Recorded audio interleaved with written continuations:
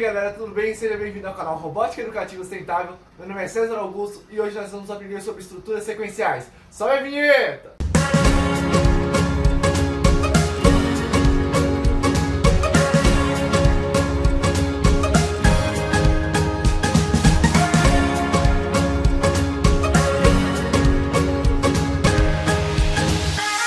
Então galera, antes de falar sobre as estruturas sequenciais, a gente precisa entender o porquê da computação. A computação ela surgiu na humanidade com o intuito de ajudar os seres humanos a desenvolver atividades repetitivas e braçais, otimizando assim o tempo e a mão de obra, certo? Porém, os computadores eles não têm a capacidade de se comunicar com a gente através da nossa linguagem nativa, que para o brasileiro é o português. Então, para isso, a gente precisa utilizar essas linguagens de programação, que são linguagens pré-definidas utilizadas para se comunicar com o computador, certo? A gente precisa desenvolver através dessas linguagens de programação programas, que serão sequências de passos utilizados pelo computador para ele resolver determinado problema ou para ele desenvolver determinada ação, certo?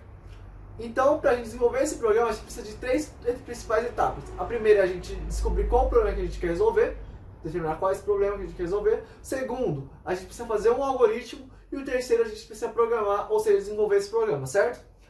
Vamos falar um pouco mais sobre o algoritmo.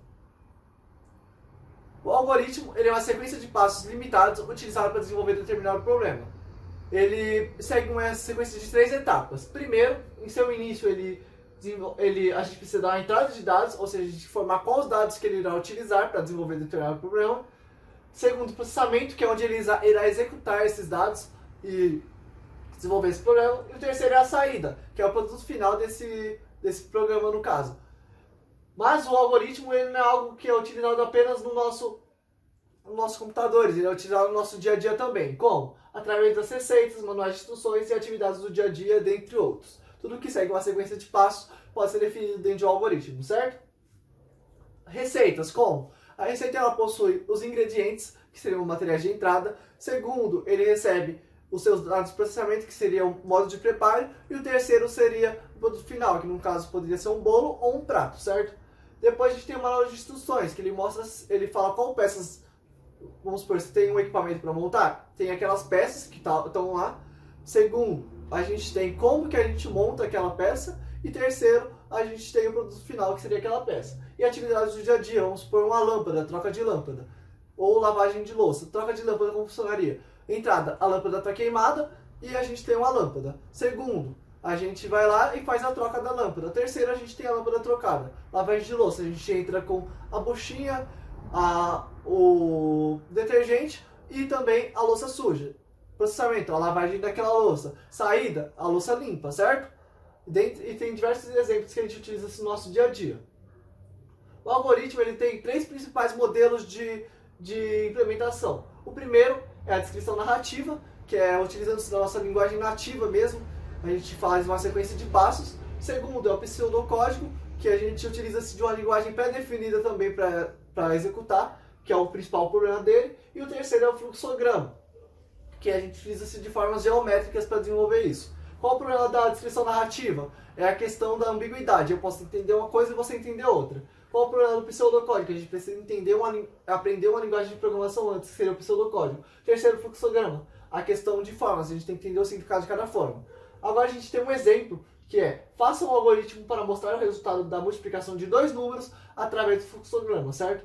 Na descrição narrativa ficaria como? Primeiro passo, receber os dois números que serão multiplicados. Segundo passo, multiplicar os dois números. E terceiro passo, mostrar o resultado final da multiplicação dos números, certo? Pseudocódigo ficaria como? O nome do programa, que seria o algoritmo. Declare as duas variáveis, N1, N2 e M numérico, que seria o número 1, o número 2 e o resultado, certo? Porém, a variável a gente irá aprender posteriormente no curso, tá? Leia N1, N2, que seria a entrada de dados. M igual a N1, N2, resultado igual a número 1 vezes número 2, que seria o processamento. E, por último, escreva multiplicação igual a M, que seria a saída de dados, eu mostrando para o usuário o produto final, certo? Agora em fluxograma, como ficaria? Primeiro a gente iniciaria o fluxograma. Segundo, a gente entraria com a variável N1, N2. Terceiro, a gente definiria que o resultado é igual a N1 vezes N2. Quarto, a saída seria M, que seria o resultado, e acabaria assim o fluxograma, certo? Agora a gente vai seguir para um exemplo que é a pirâmide de copos, certo? Vamos fazer a contagem aqui de quantos copos a gente tem? Ó, na base da pirâmide a gente tem 2 copos, certo? Que é o copo 2 e o copo 3, então vai ser 2. E aqui no topo da pirâmide a gente tem um copo, ou seja, 2 mais 3, 1 mais 2 no caso, fica como? Que é o copo aqui, os 2 copos de baixo mais o copo do topo, certo? Fica quanto? 3, certo? Agora, a gente vai fazer um algoritmo para fazer a execução dessa pirâmide de copos. A gente vai utilizar isso da seguinte linguagem que utiliza dos comandos. Seta para cima, sobe a altura de meio copo. Seta para baixo, desce a altura de meio copo. Seta para direita, anda meio copo para direita. Seta para esquerda, anda meio copo para esquerda. N copo, pega o copo que o número está definido dentro. S copo, solta o copo que o número está definido dentro dos parênteses, certo? Então como ficaria essa pirâmide através do programa? Então a gente vai definir aqui o programa que a gente vai utilizar.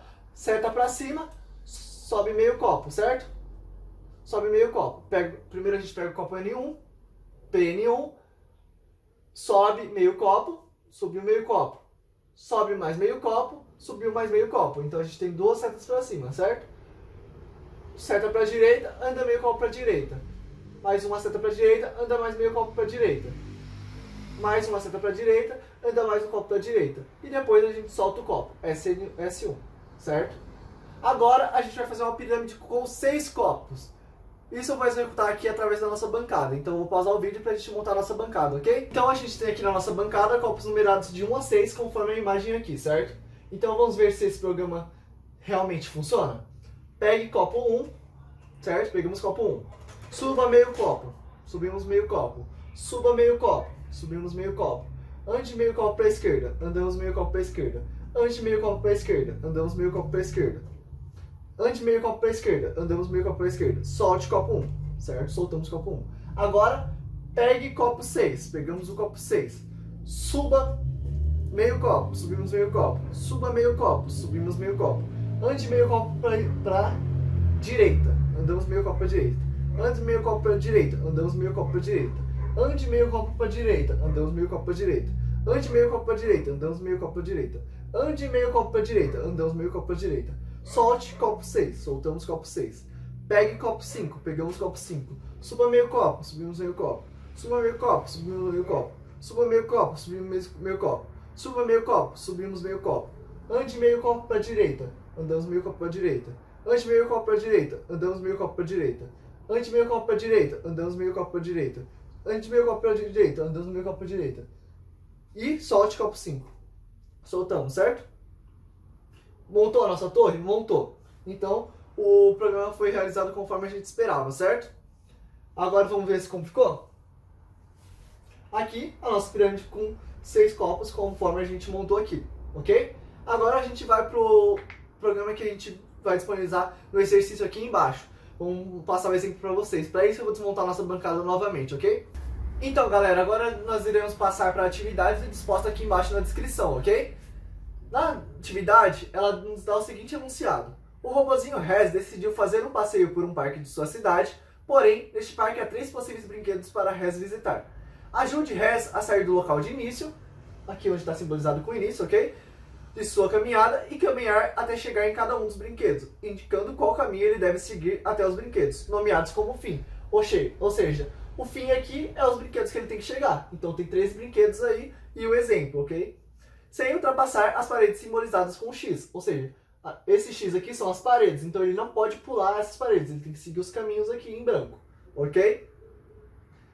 Utilizando os seguintes comandos. Então a gente tem que utilizar seta para a direita para andar um quadrado para frente, seta para a esquerda para andar um quadrado para trás, seta curvada para a direita, você vira à direita e anda um quadrado para frente, seta curvada para a esquerda, você vira para a esquerda e anda um quadrado para frente. A gente vai precisar usar todos esses comandos? A gente não sabe ainda, a gente vai saber na execução do programa. Então a gente precisa fazer o programa e ver se todos os símbolos estão sendo utilizados, todos os comandos estão sendo utilizados, ok? Então vamos trazer o Rez aqui para o nosso programa, ok? E o Rez surgiu ao nosso programa. Então vamos dar os comandos para que vamos fazer o programa para que o Rez consiga chegar até os brinquedos? Esse aqui é o nosso exemplo, vamos seguir o exemplo? Programa. Através do nosso exemplo, vocês vão conseguir executar as outras atividades que tem lá, ok? Então vamos lá. Quais são os comandos para que Rez chegue até o fim? Primeiro, seta para a direita, para que ele ande um quadrado para frente. Mais uma seta para a direita, ele anda mais um quadrado para frente. Seta para a direita, anda um quadrado para frente. Seta para a direita, ande um quadrado para frente. Porém, agora ele chegou ao limite dessa coluna, certo? Então a gente vai precisar fazer com que o res vire para onde? Para a direita. Então a gente usa qual seta? Seta curvada para a direita. Seta curvada para a direita faz o quê? Ele vira para a direita e anda um quadrado para frente. Por quê? Porque o nosso robô res, ele não anda de lado. Então ele precisa se virar para que ele possa passar para o quadrado da frente, ok? Então ele seta curvada para a direita, ele vira para a direita e anda um quadrado para frente. Agora a gente precisa andar mais um quadrado para frente. Utiliza-se então da seta para a direita. Agora a gente precisa virar novamente, porque ele chegou ao limite e aqui tem parede, ok? Então a gente vai precisar fazer o quê? Virar para a direita novamente. Então usa a seta curvada para a direita. Seta curvada para a direita, ele usa e anda para frente, ok? Vira e anda para frente. A gente vai precisar agora chegar até o fim. Isso a gente vai precisar de quê? Seta para a direita, anda para frente. Seta para a direita, anda para frente. E, novamente, seta para a direita e anda para frente, ok? Agora a gente vai precisar que ele vire novamente. Só que agora ele não vai virar para a direita, senão ele vai bater na parede, ok? Então ele vai precisar fazer o quê? Virar para a esquerda e andar um quadrado para frente. Então a gente usa a seta curvada para a esquerda. E andou um quadrado para frente, ok? Agora a gente dá mais um passo para frente, usando seta para a direita, andou para frente. E novamente a gente está no fim dessa linha aqui. Então a gente vai precisar fazer o que ele faça? Vire para a esquerda e ande um quadrado para frente. Então usa seta curvada para a esquerda. Virou para a esquerda e andou um quadrado para frente. Novamente seta para a direita, anda um quadrado para frente. Seta para a direita, anda um quadrado para frente. E agora a gente precisa chegar no fim. Então a gente usa o quê? Mais uma seta para a direita. E com isso o res chegou no fim.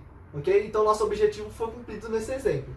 Tudo bem? Então a gente só precisa, na atividade, descobrir qual o caminho que o res deve, ou qual o melhor caminho que o res deve seguir para chegar até o brinquedo que está localizado no fim, ok?